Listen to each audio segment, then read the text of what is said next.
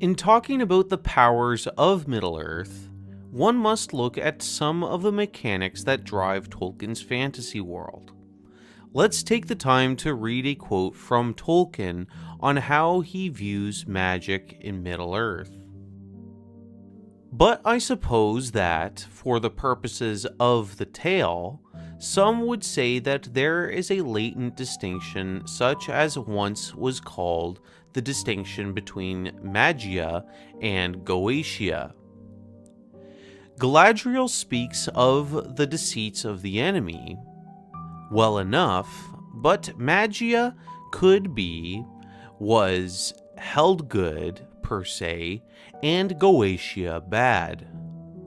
Neither is, in this tale, good or bad, per se, but only by motive or purpose or use. Both sides use both, but with different motives.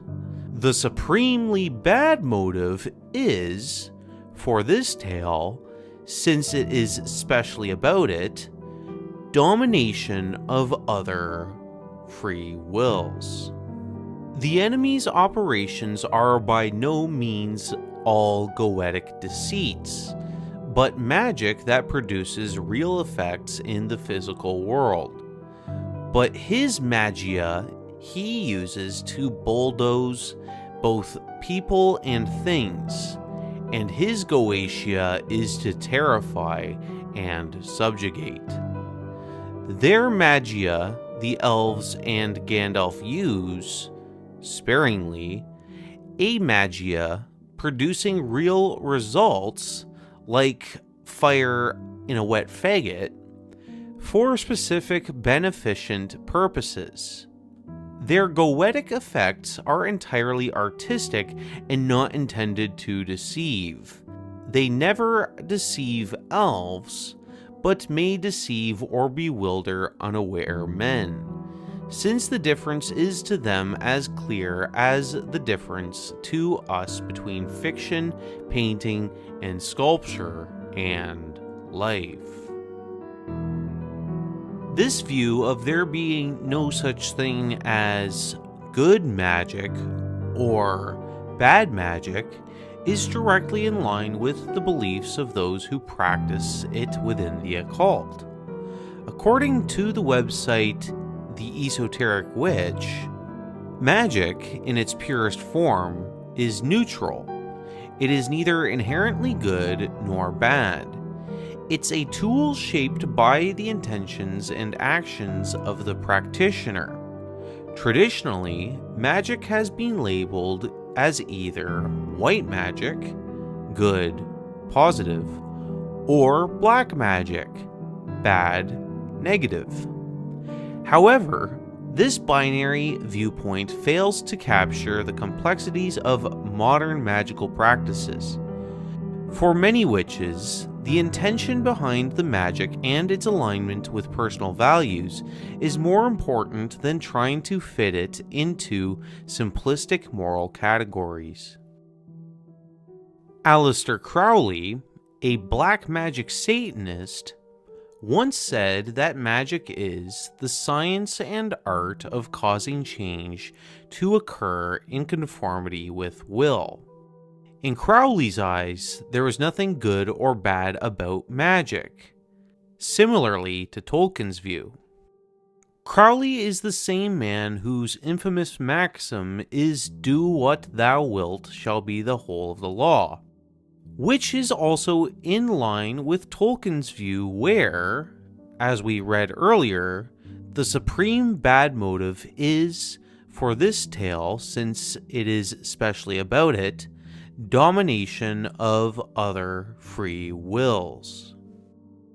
The inception of Gnosticism has been traditionally attributed to a man named Simon Magus, who is Simon the Sorcerer from the Book of Acts, where it reads, "But there was a certain man, called Simon, which before time in the same city used sorcery, and bewitched the people of Samaria, giving out that himself was some great one, to whom they all gave heed, from the least to the greatest, saying, This man is the great power of God.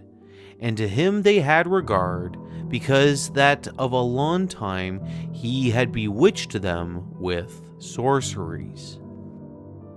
He was rebuked by the Apostle Peter for trying to purchase the indwelling of the Holy Ghost. If the Apostle Peter disapproved of Simon Magus, a sorcerer, it should be obvious what Peter would have thought about Tolkien's heretical views.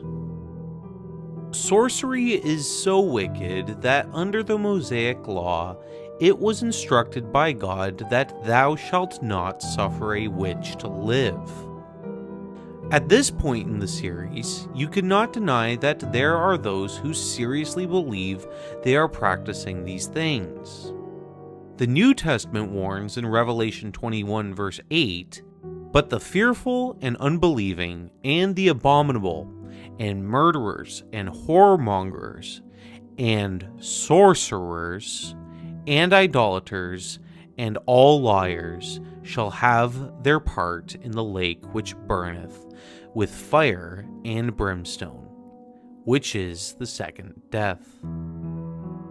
The Bible also says, Woe unto them that call evil good, and good evil, that put darkness for light, and light for darkness, that put bitter for sweet, and sweet for bitter.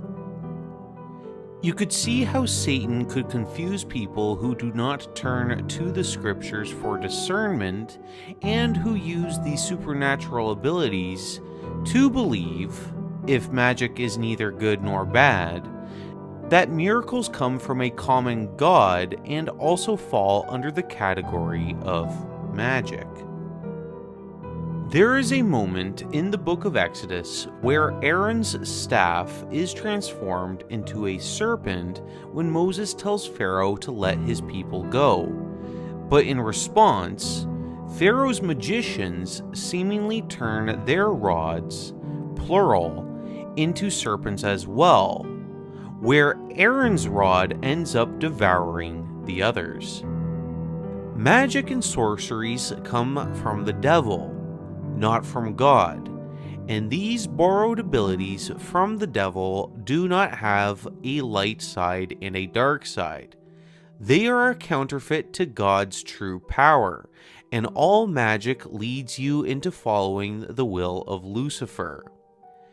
If Tolkien's God allows magic, how is Iluvatar and Jehovah anything alike? Could it be possible that when Tolkien referred to, quotations, the One, he wasn't referring to the God of the Bible?